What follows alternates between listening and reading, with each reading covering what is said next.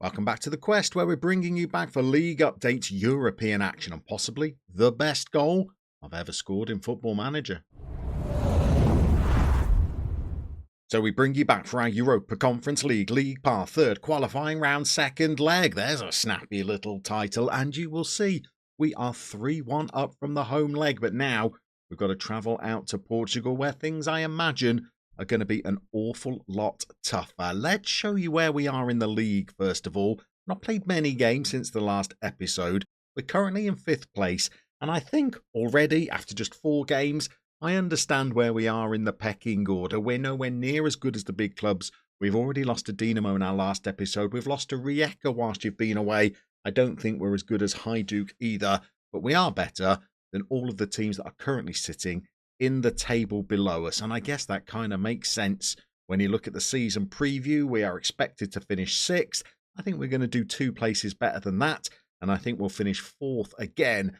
And I think this season is all about trying to amass as much money as possible, develop as many youngsters as possible, so that in our next season we can really give things a good go, so long as we recruit well and we have the budget to do that. And we might need to use some of the players that we're developing as cash cows in order to buy the players who are really going to allow us to kick on to the next level. So, since our last episode, where you saw us gift a 3-0 lead to Dinamo and allow them to win 4-3, scoring 2 of their goals in the final moments of the game, and we made progress in Europe by beating Djurgårdens, well, we played that Rijeka game and we were pretty poor. We were comprehensively beaten, I would say.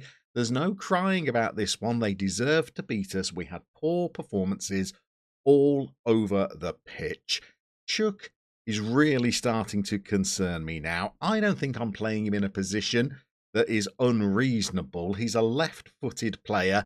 I think he wants to play further up on the pitch, and I'm playing him back here, but he doesn't seem to be offering me a whole lot. And considering how much I spent on him and how much I might be able to recoup by selling him, the Chuck's neck is definitely on the chopping block, and he's going to need to improve, as we told him in a little chat this week, if he wants to stay in the starting lineup. In our other league games since the last episode, however, we looked much better, and one of our young loan signings played incredibly well. Krešimir Kesic bagged himself a brace, played superbly, is developing nicely, and if we could carry on this development, then we might just jump in and pay that £675,000 to bring him into the club, because I think there might be a multi-million-pound talent in there somewhere. Another one of our loan signings, Frani Fabijancic,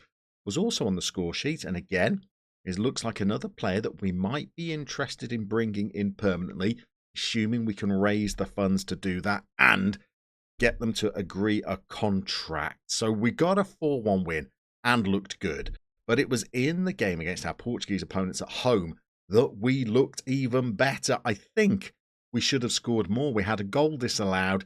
They had a very unfortunate goal that we conceded from our own corner kick, where they countered all of the way up the pitch and stung us. But we also had, in the 86th minute, possibly the best goal I've scored ever in Football Manager.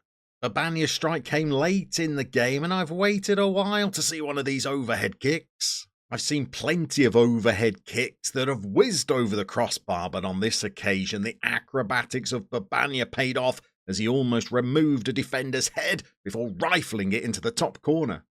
So let's hope Babania can go and repeat that feat out in Portugal tonight. I think it's going to be a tough tie, but if we get through it, we're going to be waiting for an even tougher game in the next round, where we've been drawn against either Olympiacos or FC Copenhagen. And the fact that our board decided to take on an affiliate club during pre-season, and that was FC Copenhagen, and we are the subsidiary side in that arrangement, illustrates that they are clearly a much bigger club than us.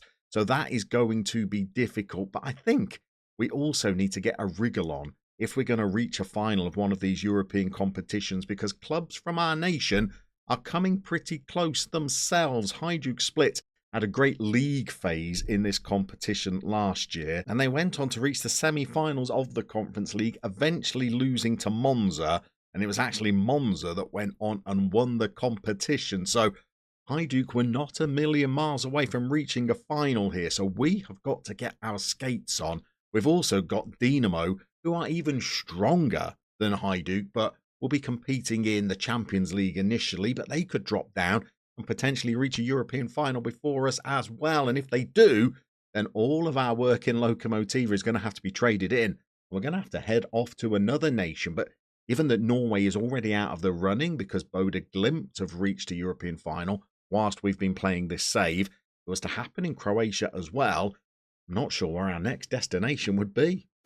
But we'll worry about such matters as and when they occur. For the moment, our entire focus is on trying to get Lokomotiva into the league phase of the Conference League, because that's where we might start to be able to make a little bit of money, and we're going to need that when we go into the summer transfer window. For today's game, we're going to continue with Hraniec in goal, whether he's developing fast enough and whether he has the base attributes to even develop into the kind of goalkeeper that we're going to need if we're going to reach a European final. I'm starting to have my concerns, particularly around the jumping reach and the aerial reach. If you're not going to be good in the air, then you really need to be a great shot stopper, and we're not seeing a lot of attribute development in Rung Hraniec at the moment. So we'll have to keep an eye on that situation. We're going to be playing our lone left-back Bozak, not developing well at all at the moment, and our big signing from the summer, Enter the Dragon Samardzic.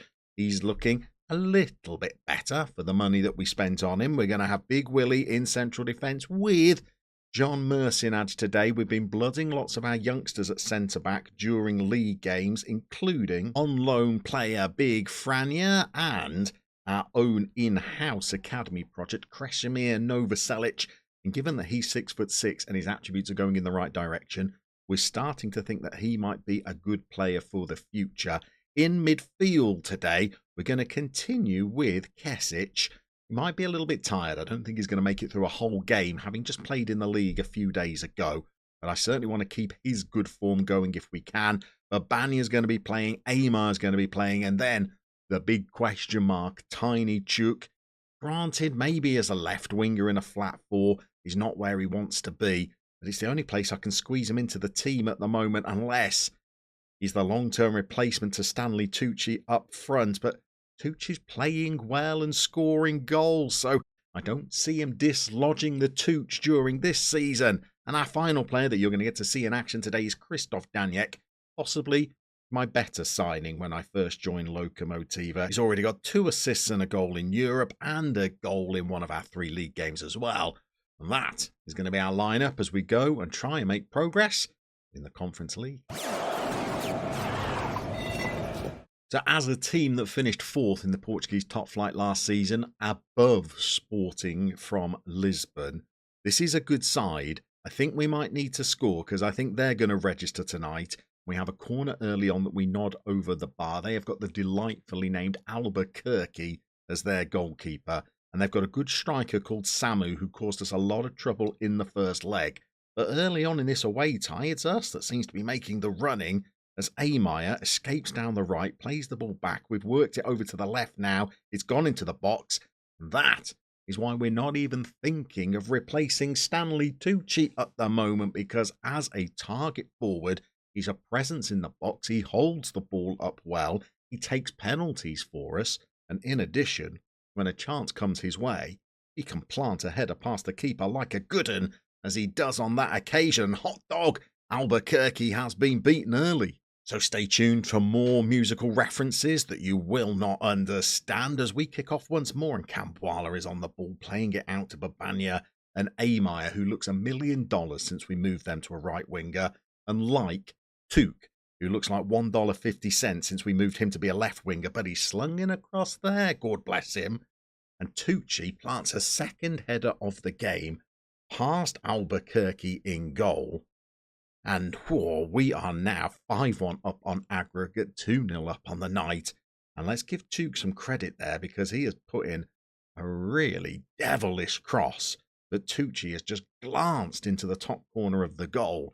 And we're looking good now. So good, in fact, that we might even have the luxury of resting some players in the second half, which would be very welcome because we're having to bring our first choice 11 out of the starting lineup for league games. That's not ideal because we need to get in that top 4 again. I've been confident that this tie was won at 5-1, but they've dragged themselves back into the game. Saar digs a ball out, and it's Samu, the player that we highlighted as causing us trouble in the first leg. He's caused us some in the second, and that is the third headed goal of the game. But only 2 of them have gone for us, and it's 5-2 on aggregate now. Chuck sends in another ball. We've got it to Amaya. Surely that wraps it up, doesn't it? Or are they going to go to a VAR review for this goal? I think they might. If this is allowed, and I think it's going to be, then I think we've got 1 foot in the next round. And indeed, at 6-2 on aggregate, we should now have it. And we're going to give Tuck some credit here. I think he's hit that one with his right foot, but it was a good ball in. It eventually falls to Amaya, who swivels on a bank vault and sends it into the corner of the goal. And down that left-hand flank, Tiny Took has now actually been useful on not 1 but 2 occasions. That's twice more than they've been useful at any other point this season. So we're going to give them some credit for that as we race now towards half-time. They've only had 2 shots on target during this match. We've had 7, and I think a good value for our lead. So into the second half, we've got a whole lot of players that are playing very well, but on about 60 minutes, I think we might give some of our youngsters a chance from the bench, and we'll give a little bit of rest to some of the players that have got us into this position. Before we get to those changes, though, our Portuguese opponents are coming forward once more. They've got the ball in the centre circle. They're very patient in their build-up. We've got a good shape. We're not exactly putting in the crunching tackles to try and win the ball back. And the ball has gone into the area again. They've nodded it over the bar. And I think on 60 minutes, we're going to make our changes. We've got 1 more highlight to navigate before we get that far. Again, it's for them. They blast the ball over. If they're going to shoot from that kind of distance, that's fine by me, as we're going to call the cavalry. So we've made 4 changes. We're going to keep 1 in our back pocket in case of injury. And it's our opponents that have got yet another highlight. They've made their way all the way into our box unchallenged. They've rifled one into the top corner of their net. That makes it 3-2 on the night, 6-3 on aggregate, 21 minutes to play. They score another one. I might start to be concerned that I've brought so much youth off the bench. Hopefully, we can see out the next 10-15 minutes or so with no highlights, and we can just kill the game a little. To that end, I think we might just drop our mentality. So you can see the match momentum has really shifted. We've tweaked our tactic just a little, and it means that we are now the team that are coming forward, and we've got 78 minutes on the clock. Urbania has a strike from, well, a good 35 yards out that doesn't even get close to troubling the goalkeeper. The XGs are starting to level up a bit. The number of shots are starting to look far more even. And on 82 minutes, well, the Portuguese side have got the sniff of a comeback firmly in their nostrils as they escape into our box. It's somehow gone behind for a corner, and we need to see this away, because if it goes to 3-3 on the night, 6-4 on aggregate, well, it's starting to look a little bit nervy, even with this amount of time left. Haraniak now pounces on that header, and we would just like to see the 90-minute mark reached with no extra highlights, and we can then go and find out which side we're going to be facing in the next round. We have indeed navigated a very tricky second half. The XGs are very, very similar. The number of shots has actually swung in favour of them, but we're through, and now we need to find out who we're playing. And the answer is Greek side Olympiakos, who've lost that game against FC Copenhagen, but it was in the Europa League, and it's the loser that dropped into our competition. They've already beaten Swedish opponents earlier on in the Europa League, and now they're going to be facing off against us to make progress in the Conference League. I would imagine that is going to be a very tough tie. We are out off to Piraeus for that first leg. We've got 2 league games to try and squeeze in, as well as playing that first leg tie. And when we come back, hopefully, we're going to be in a position to make further progress in Europe by beating Olympiakos.